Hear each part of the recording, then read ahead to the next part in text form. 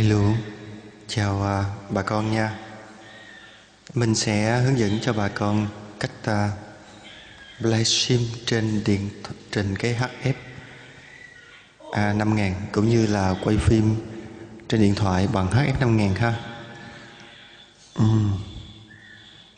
Ở đây chúng ta không cần phải qua cục livestream làm gì, mà chúng ta có thể quay trên điện thoại bằng hai cái điện thoại ha.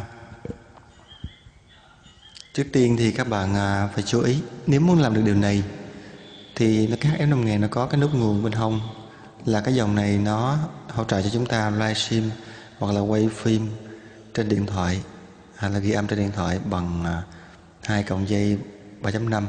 Nó kèm theo trong cái hf5000, không cần phải mua cục livestream. Đầu tiên chúng ta tìm hiểu là cái cổng dây nguồn. Đây, dây nguồn chúng ta cắm vào cái cấp nguồn ha, cấp nguồn sạc điện thoại. Ok. Tiếp theo các bạn chú ý, đây là dây phone, đây tai nghe mình đang gắn ha. Đây là cổng dây. Dây này đang kết nối qua cái điện thoại đang quay phim. Ok.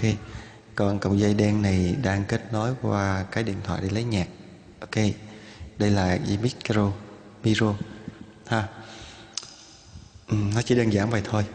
Trên đây thì cách chỉnh thì to nhỏ mic nè, bass, chép đầy đủ. Ok. Muốn nhỏ muốn to gì nằm trên đây. Mic. Đây là to nhỏ nhạc. Đây là hệ auto tune nè, tune đây là echo. Tune này là giả giọng trẻ. Ok. Dạ nè. Nó bình thường nè ha. Đây là chỉnh khay, chọn tông cho mỗi bài hát khi mà chúng ta hát auto tune. Ok. Rồi bây giờ mình thử một bài cho các bạn nghe thử ha.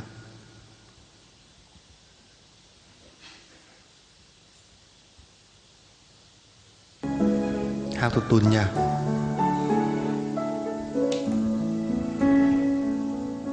Có một đoạn thôi nha.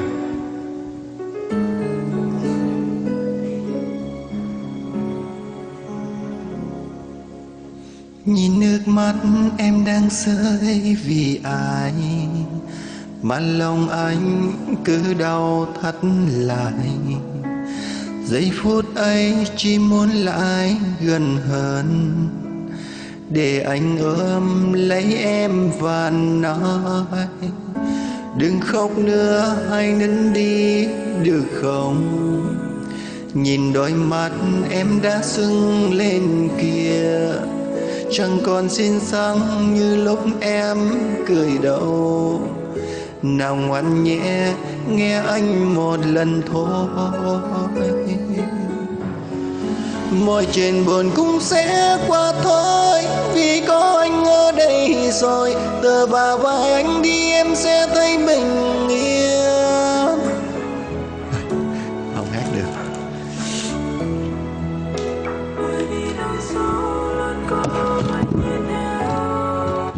Thôi, không có hát nhạc trẻ được. Đây là mic Blue K3000. Ok, nó đơn giản vậy thôi. Các bạn chú ý ha.